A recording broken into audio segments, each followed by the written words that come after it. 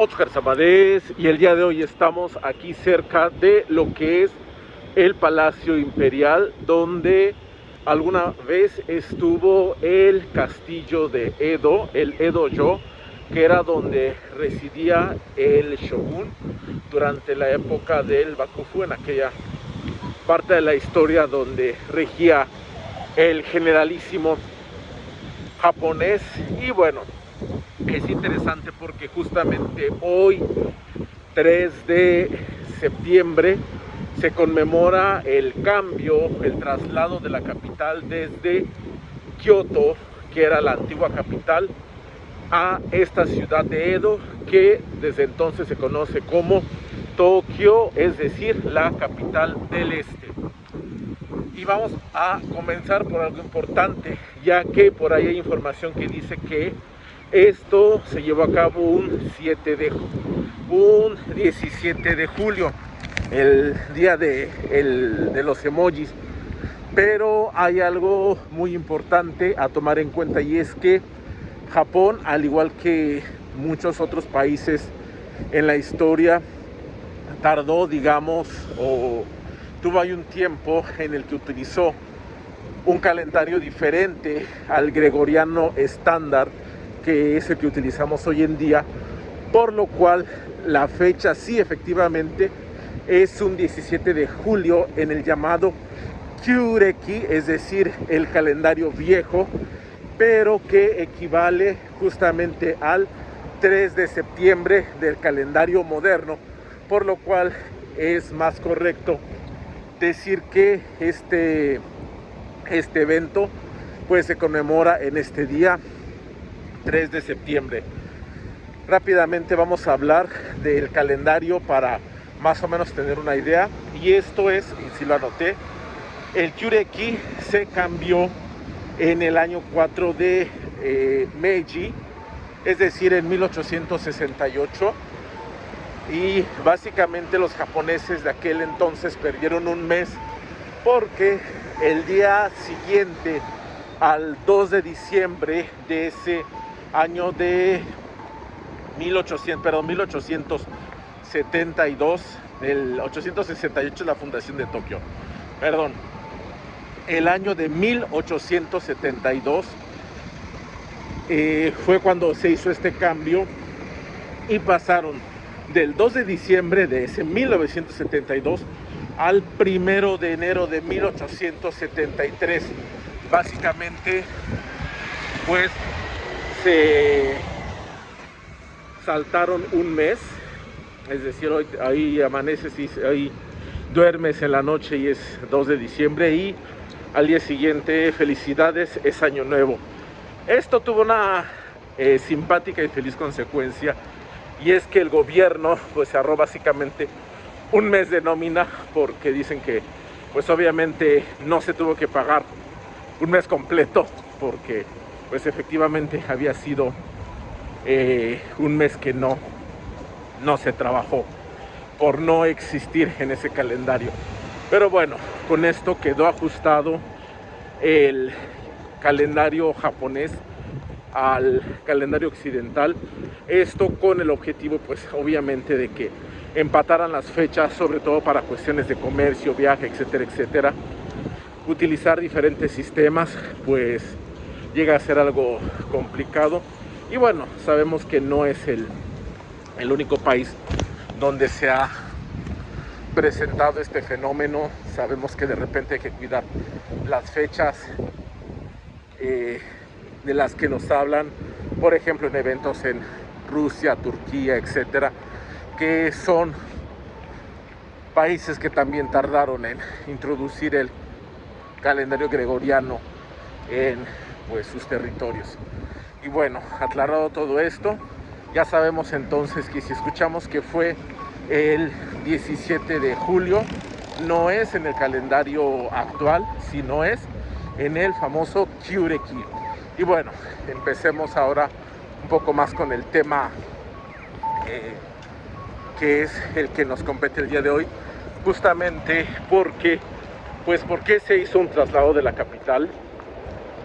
Hemos hablado de que durante mucho tiempo Japón estuvo gobernado digamos, en la parte de facto por el clan, la familia Tokugawa, siendo Tokugawa Ieyasu el primero de la familia en realmente ejercer el poder total sobre Japón. Eso no quiere decir que no estuviera el emperador.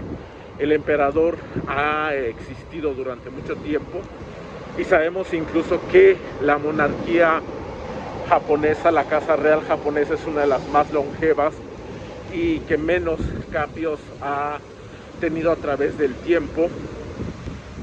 No es como en otras partes del mundo donde de repente está una casa, una familia, y por cuestiones extrañas como la endogamia, por ejemplo, saludos a todos los Habsburgo, cambian de familia, etcétera. En el caso de Japón no, es una sola línea, pero durante este periodo los que realmente ejercían el poder político, militar, incluso económico, eran los shogunes.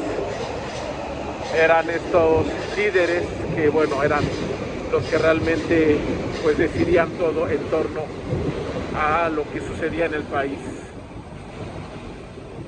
Entonces es para finales del siglo XIX que Japón se ve en una encrucijada para decidir si seguir manteniendo su política de aislamiento, el famoso Sakoku, o abrirse al mundo. Y pues bueno, están las dos facciones, las facciones que son pro imperiales están a favor de abrirse, mientras que bueno, es obvio que el shogunato, el Bakufu, al ver peligrar su posición, pues pugna por mantener el status quo tal como estaba. A final de cuentas sabemos que gana la facción pro imperial y bueno, Japón va a convertirse en una nación moderna, y como símbolo de esto pues es evidente que si la sede,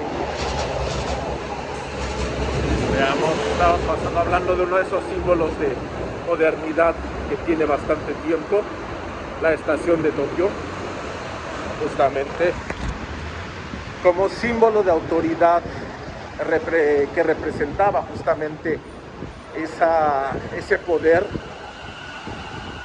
estaba la ciudad de Edo, que es como se conocía a esto que hoy es Tokio antiguamente. Esa es otra historia. Y aquí estaba justamente el Edo-jo, el castillo de Edo, pues como símbolo de poder. Que sucede, como en muchos otros eventos históricos, la ciudad capital pues tiene que ser ahora la que sea regida por el nuevo poder.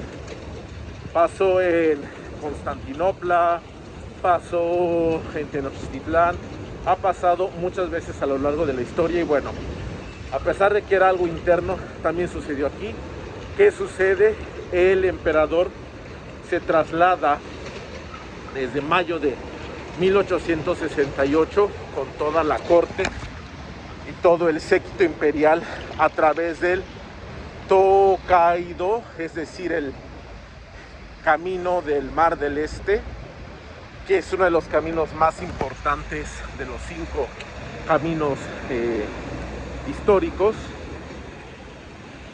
y se dirige pues con toda la comitiva hacia la ciudad, entrando en lo que hoy es el castillo el Palacio Imperial, el Gokyo, y de esta manera se establece el poder del emperador en la capital.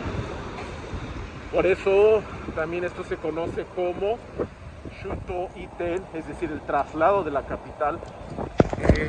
Obviamente hubo descontento por parte de la élite que residía en Kioto, porque pues bueno, deja de ser una de las, más bien deja de ser justamente la capital, pero de cierta manera se le designa como capital cultural por su larga historia como justamente la capital de Japón.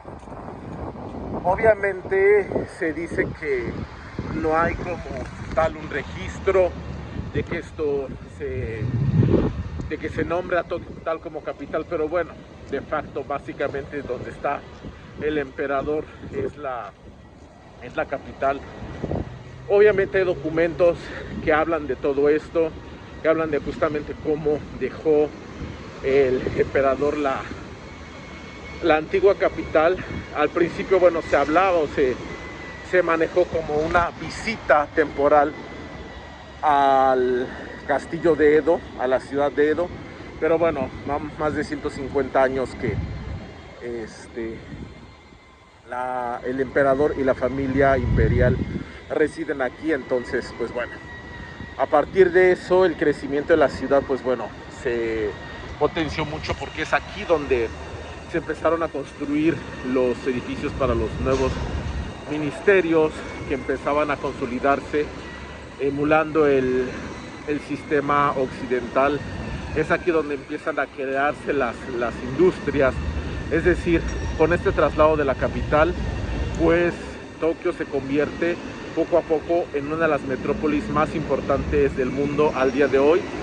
Y eso pues comenzó hace tiempo, un 3 de septiembre de 1868, que es todavía usaban el calendario antiguo.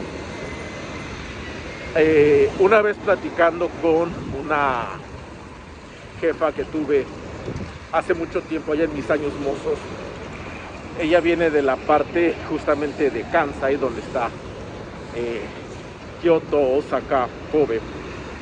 Y bueno, aparte de justamente esa rivalidad que siempre existe entre ciudades importantes, entre regiones, ya saben, norte, sur, este, oeste.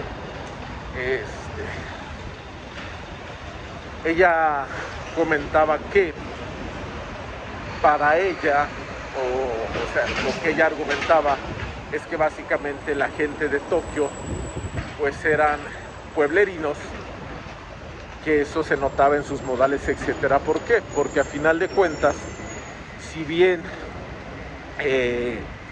lo que hoy es Tokio, el antiguo Edo, fue una ciudad que, bueno, creció durante el shogunato. Aún así, Kioto y toda la región habían sido sede del gobierno, habían sido capitales durante más de 1000 años, por lo cual la gente ahí pues era más refinada, más cosmopolita, eran totalmente diferentes. Sí es cierto que se habla mucho de la diferencia de carácter entre la gente de uno y otro lado, pero bueno, no sé si es precisamente esa herencia o algo, pero bueno, me vino a la mente esta reflexión que hacía esta persona acerca de cómo veía ella desde su perspectiva a la gente tokiota, como pues personas que aún arrastraban el estigma de haber sido pues básicamente un pueblo pues venido a más. Y pues es interesante. Hoy en día sabemos que esta ciudad es pues una de las ciudades más importantes del mundo. Recalcamos eso, con muchísima industria, con muchísimo movimiento económico, una gran actividad cultural, económica. Y pues bueno, de ese antiguo Tokio rural, pues más bien de ese Edo rural, quedan pues prácticamente nada. Algunos vestigios que puede uno ir encontrando en cuestiones como templos, nombres de calles, avenidas, ríos, etcétera. Pero bueno, eso es historia para algún otro momento. Eso lo platicamos porque es importante que cuando se trabaja en Japón, por lo menos saber algo del país donde uno está. Y ya sabes, si tienen alguna duda o comentario, ご気軽に声をかけてください。またよろしく。